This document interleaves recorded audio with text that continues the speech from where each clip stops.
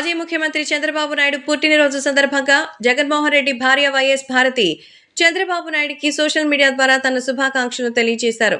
అలాగే ఫోన్ చేసి కూడా ఆయనతో మాట్లాడినట్టుగా అయితే తెలుస్తోంది. రాజకీయ భీష్ముడిగా మరి చంద్రబాబు నాయుడు పేరు తెచ్చుకున్నారు.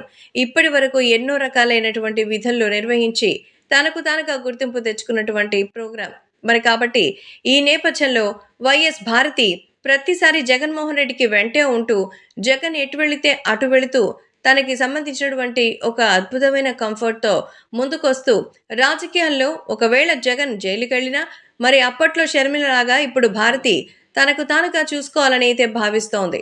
సో వీటికి సంబంధించిన టాపిక్ ఎప్పటికి వెళ్తుందో తెలీదు కానీ మొత్తానికి రాజకీయాల్లో మాత్రం మరోసారి వైఎస్ భారతి సంచలనం చేసి చూపించింది. తెలివిగా ఇప్పుడు చంద్రబాబు నాయుడుతో దోస్తీని మొదలెట్టారు.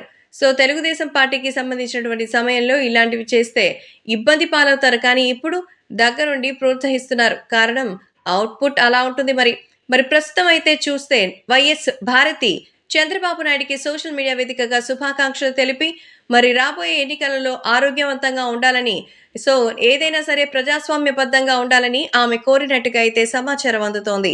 సో ప్రస్తుతం చంద్రబాబు నాయుడు కూడా 2024లో ఎలాగైనా సరే తెలుగుదేశం పార్టీ తరపున పోటీ చేసి వైఎస్ రాజశేఖర రెడ్డి పేరుతో మరి ఏర్పాటు చేసిన జగన్ ప్రభుత్వాన్ని పక్కకు పెట్టాలని యోచిస్తున్నట్టుగా అయితే తెలుస్తోంది.